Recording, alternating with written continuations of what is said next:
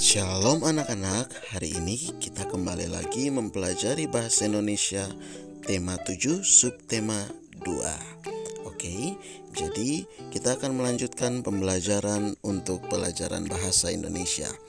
Hari ini kita akan mengidentifikasi teks narasi sejarah melalui pertanyaan. Nah, seperti yang sudah dijelaskan sebelumnya, untuk membuat pertanyaan yang sesuai dengan informasi yang disajikan dalam teks, kita perlu untuk memahami teks dengan seksama. Untuk itu, cara untuk memahaminya adalah dengan menggunakan pertanyaan dan gunakan aturan adik Simba atau 5W 1H seperti yang sudah dijelaskan di hari sebelumnya. Nah, anak-anak, perhatikan slide berikut. Nah, di sini Pak punya sebuah teks yang dapat anak-anak baca juga dalam buku pena 5C halaman 119 tentang Insinyur Soekarno. Nah, dalam teks tersebut ketika anak-anak baca, Pak punya sebuah contoh pertanyaan di bagian bawahnya, yaitu apa yang dibaca Bung Karno pada tanggal 17 Agustus 1945? Bung Karno membaca teks proklamasi kemerdekaan Indonesia. Nah, ini merupakan sebuah informasi penting.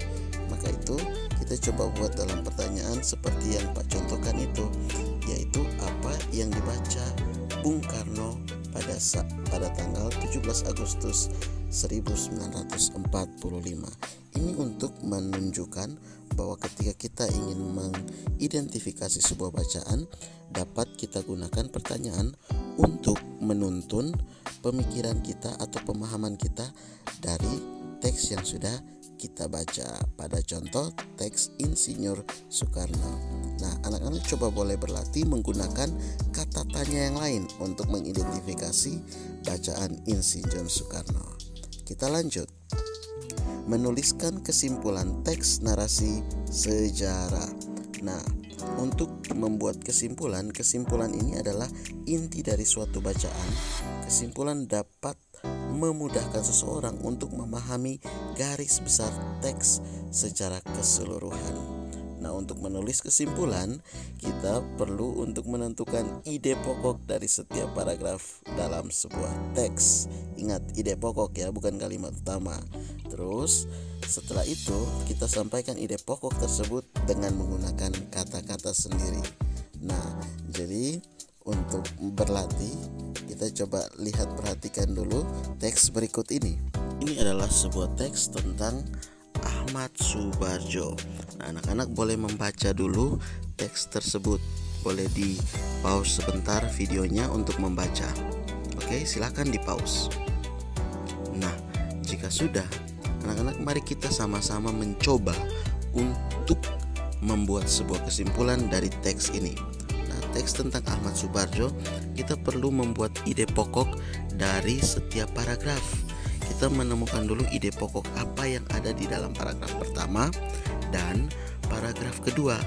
Kemudian langkah selanjutnya adalah kita menjabarkan atau menjelaskan ide pokok yang kita sudah dapat dari paragraf pertama dan juga paragraf kedua tentang teks Ahmad Subarjo ini dengan menggunakan kata-kata kita sendiri. Pak ulangi ya sekali lagi penjelasannya. Untuk menentukan kesimpulan dari sebuah teks atau bacaan, kita perlu menentukan terlebih dahulu ide pokok dari setiap paragraf. Ya, jadi di sini ada 2 paragraf, maka akan ada 2 ide pokok. Selanjutnya setelah menentukan ide pokok, kemudian ide pokok itu kita jelaskan lagi menggunakan kata-kata kita sendiri, tetapi masih tetap harus berhubungan dengan isi dari setiap paragraf. Oke, jadi ketika anak-anak membaca berulang-ulang, maka akan tahu informasi apa saja yang perlu untuk diberikan. Nah, di sini Pak punya contoh kesimpulan dari teks Ahmad Subarjo. Di sini coba anak-anak lihat, Ahmad Subarjo memiliki peran dalam proklamasi kemerdekaan Indonesia. Peran yang menonjol ditunjukkan beliau dengan menjadi panitia 9 yang merumuskan Piagam Jakarta. Pembukaan Piagam Jakarta menjadi cikal bakal pembukaan Undang-Undang Dasar 1945. Beliau juga menjadi penengah perbedaan pendapat antara golongan muda dan golongan tua saat menentukan waktu pembacaan proklamasi. Ahmad Soebardjo merupakan tokoh perumus naskah proklamasi kemerdekaan Indonesia. Sifat rendah hati dan bersahaja yang beliau miliki bisa kita jadikan sebuah teladan. Nah, ini adalah sebuah contoh teks kesimpulan dari Ahmad Soebardjo. Jadi, coba anak-anak berlatih membuat kesimpulan sendiri dari teks-teks sejarah lainnya. Nah, selanjutnya materi berikut. Mempresentasikan informasi penting teks narasi sejarah.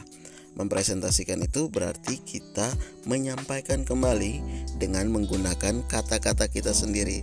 Ya, jadi kalau kita sudah membuat kesimpulan ini dengan kata-kata kita sendiri, kita juga bisa menyampaikan kembali menggunakan kata-kata sendiri, dan itu sama saja dengan mempresentasikan.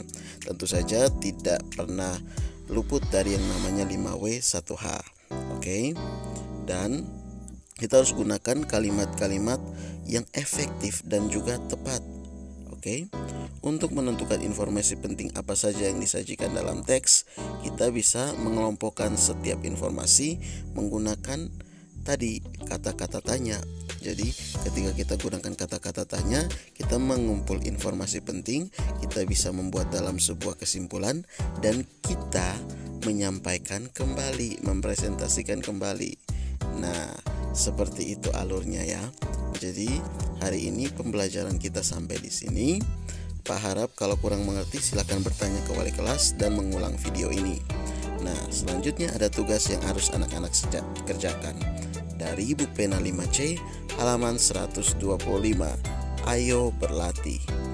Nah, anak-anak selamat belajar. Shalom.